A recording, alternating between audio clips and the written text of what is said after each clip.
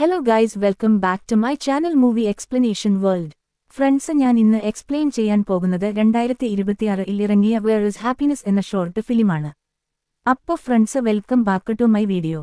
കഥയുടെ തുടക്കത്തിൽ തന്നെ ഒരു കുട്ടി അവന്റെ അമ്മയുടെ അടുത്ത് വന്നിട്ട് പറയുകയാണ്, ഇന്ന് സ്കൂളിൽ എന്താണ് നടന്നതെന്ന് നിങ്ങൾക്കറിയാമോ? മോനെ, ഞാനിപ്പോൾ ലൈവ് നടത്താൻ പോവുകയാണ്. നീ അല്പസമയം കഴിഞ്ഞിട്ട് വാ. എന്റെ ഫോളോവേഴ്സ് എന്നെ വെയിറ്റ് ചെയ്തുകൊണ്ടിരിക്കുകയാണ്. അമ്മേ, നിങ്ങൾ എപ്പോഴും എന്നോട് ഇങ്ങനെ തന്നെയാണ് പെരുമാറുന്നത്. മോനെ, നിന്നോട് ഞാൻ ഇവിടെ നിന്ന് എവിടെയെങ്കിലും പോകാൻ പറഞ്ഞത് ഇവിടെ നിന്ന് പോകൂ. ഞാൻ നിന്നോട് അല്പസമയം കഴിഞ്ഞ് സംസാരിക്കാം. ഞാനിപ്പോൾ ലൈവ് നടത്തട്ടെ. ഹായ് ഗാസ്, അച്ഛാ, നിങ്ങളെന്നെ പാർക്കിൽ കൊണ്ടുപോകുമോ? മോനെ, എന്നെ ഒരു ക്ലയന്റ് കോൾ ചെയ്യുന്നുണ്ട്, നമുക്ക് നാളെ പോകാം. നിങ്ങൾ എപ്പോഴും എന്നോട് ഇങ്ങനെ തന്നെയാണ് ചെയ്യാറ്. സത്യായിട്ടും നാളെ തന്നെ പോകാം. Yes sir. അമ്മേ, ഇന്ന് എനിക്ക് സ്കൂളിൽ നിന്ന് ഒരു പ്രോജക്റ്റ് കിട്ടി. അമ്മേ, പ്രോജക്റ്റ് എന്താണെന്ന് വെച്ചാൽ പൈസ ഇല്ലെങ്കിലും സന്തോഷവാനായ ഒരു വ്യക്തിയെ കണ്ടെത്തുക എന്നതാണ്. അതിന് നീ പോയി കണ്ടെത്തിക്കോ. അമ്മേ, നിങ്ങൾക്ക് ഇതിൽ എന്നെ സഹായിക്കാം. മകനെ, എനിക്ക് ചെയ്യാൻ സാധിക്കില്ല, കാരണം എനിക്കൊരു പ്രൊമോഷൻ വീഡിയോ ചെയ്യാനുണ്ട്. ഇവിടെ നിന്ന് പോയിക്കോളൂ. Hello sir. Hello uncle. Hello dear. എന്താ പാട്, നിനക്ക് സുഖമല്ലേ? നീ ഇന്ന് ഡ്രസ്സ് മാറ്റിയില്ലേ? ഇല്ല അങ്കിളേ, എനിക്ക് നിങ്ങളുടെ വീട് കാണിച്ചു തരാമോ? ഓക്കെ, പക്ഷേ ഒരു കണ്ടീഷൻ ഉണ്ട്. നിന്റെ മാതാപിതാക്കൾ അതിനു സമ്മതിക്കണം. ഞാനവരോട് ചോദിച്ചിട്ടാണ് അങ്കിളെ വരുന്നത്. ഓക്കെ, എന്നാ ശരി. എന്റെ ഷിഫ്റ്റ് ഇപ്പോൾ കഴിയും, അത് കഴിഞ്ഞിട്ട് ഞാൻ നിനക്കെന്നെ വീട് കാണിച്ചു തരാം. ഓക്കെ അല്ലേ? ഓക്കെ. മോനെ, ഇതാണ് എന്റെ വീട്. ഇതാണോ നിങ്ങളുടെ വീട്? അതെ. അപ്പോ നിങ്ങൾക്ക് ഇവിടെ ബോറടിക്കില്ലേ? ഇല്ല മോനെ, രാവിലെ ഞാൻ എണീക്കുമ്പോൾ തന്നെ സൂര്യൻ ഉദിക്കുന്നത് കാണാം. അതിനുശേഷം എനിക്ക് പക്ഷികളുടെ ശബ്ദം കേൾക്കാം. പക്ഷികളുടെ ശബ്ദം ഒക്കെ കേൾക്കാൻ രസമുള്ളതാണ്, എനിക്ക് നന്നായി തോന്നാറുണ്ട്. അതിനുശേഷം രാത്രിയിലാണ് ഞാൻ ചന്ദ്രനോട് സംസാരിക്കും. അതിനുശേഷം ഞാൻ ഉറങ്ങും.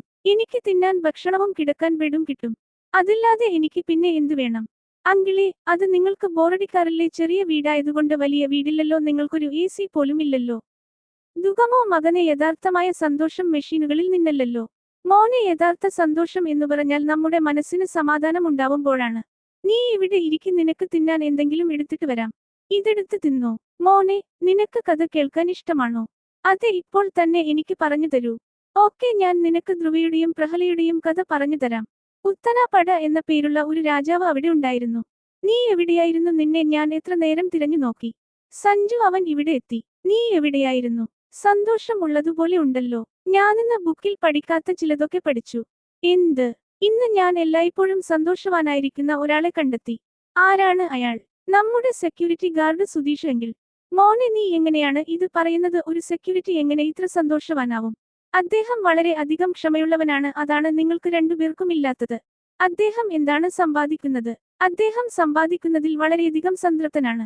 പക്ഷേ നിങ്ങൾ വളരെയധികം സമ്പാദിക്കുന്നുണ്ട്, പക്ഷേ നിങ്ങൾ അതിൽ സംതൃപ്തരല്ല. നിങ്ങൾ ഓഫീസിൽ നിന്ന് വന്നാലും നിങ്ങൾ ഓവർ വർക്കിലാവും. അമ്മേ, നിങ്ങളോ? നിങ്ങൾ ഫോളോവേഴ്സിന്റെ കൂടെയാവും. ഞാൻ അങ്കിളിന്റെ കൂടെയാണ് സന്തോഷം പങ്കിട്ടത്. അദ്ദേഹത്തിന്റെ കൂടെ കിട്ടിയ സന്തോഷം നിങ്ങളുടെ അടുത്ത് നിന്ന് ഇതുവരെ കിട്ടിയിട്ടില്ല.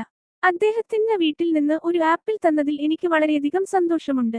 ഞാൻ ഇവിടെ നിന്ന് ആൽമണ്ട് തിന്നുന്നതിൽ എനിക്ക് ഇത്ര സന്തോഷമുണ്ടായിട്ടില്ല. നിങ്ങളൊന്ന് ഓർത്തു നോക്കൂ, എന്നോട് അവസാനമായി എന്നാണ് സംസാരിച്ചതെന്ന്, എന്നാണ് എന്റെ കൂടെ നിങ്ങൾ അവസാനമായിട്ട് ടൂർ വന്നതെന്ന്. അച്ഛ, ഇന്ന് രാവിലെ എന്ത് ചെയ്യുകയായിരുന്നു? നിങ്ങൾ ചെയ്താൽ കാര്യത്തിൽ നിങ്ങൾ സന്തോഷവാനല്ല. നാളെ എന്ത് ചെയ്യും? അതിലും നിങ്ങൾ സന്തോഷവാനാകില്ല. നിങ്ങൾ രണ്ടുപേരും ഓടിക്കൊണ്ടിരിക്കുകയാണ്, പക്ഷേ ഫിനിഷ് ലൈൻ എത്തുന്നില്ല. മകനെ, എനിക്ക് മനസ്സിലായി നീ എന്താണ് നമ്മളോട് വിശദീകരിക്കുന്നതെന്ന്. പക്ഷേ വർക്ക് കാരണത്താൽ ഞാൻ നിന്നെ മറന്നു പോകുന്നു. ഓഫീസിൽ നിന്ന് വന്ന ശേഷം ഓഫീസിൽ തന്നെ ബിസിയാകുന്നു. എന്റെ ജോലി തുടങ്ങിയെന്ന് എനിക്ക് 20,000 രൂപയായിരുന്നു സാലറി. ഇന്നത് 1.5 ലാഖായിരിക്കുന്നു. പക്ഷേ നാം ഹാപ്പിയല്ല. ഇനിയും വേണം പ്രൊമോഷൻ എന്ന് പറഞ്ഞു നടക്കുകയാണ്. ഞാൻ ജീവിക്കുന്നുണ്ട്, പക്ഷേ ഞാൻ ജീവിതം മറന്നുകൊണ്ടിരിക്കുകയാണ്. മകനെ, എനിക്ക് മാപ്പ് തരൂ. ഞാൻ നിന്നോട് സത്യം ചെയ്യാം, ഓഫീസിൽ നിന്ന് വന്ന ശേഷം ഓഫീസ് വർക്കിൽ ഏർപ്പെടുകയില്ല. ഞാൻ നിന്റെ കൂടെ കളിക്കുകയും പാർക്കിൽ വരികയും ചെയ്യും. എല്ലാ ഞായറാഴ്ചകളിലും നാം എവിടേക്കെങ്കിലും പോകും. മകനെ, എനിക്ക് മാപ്പ് തരൂ. ഞാൻ ആയിപ്പോയി മൊബൈലിലായിരുന്നു.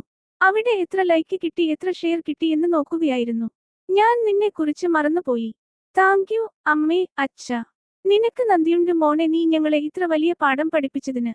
ഇത് വലിയവർ പഠിപ്പിച്ചു തരേണ്ടതാണ്, പക്ഷേ ഇന്ന് ഒരു കുട്ടിയാണ് നമുക്കിത് പഠിപ്പിച്ചു തന്നത്. ഐ ലവ് യു മോനെ. I love you mama, papa.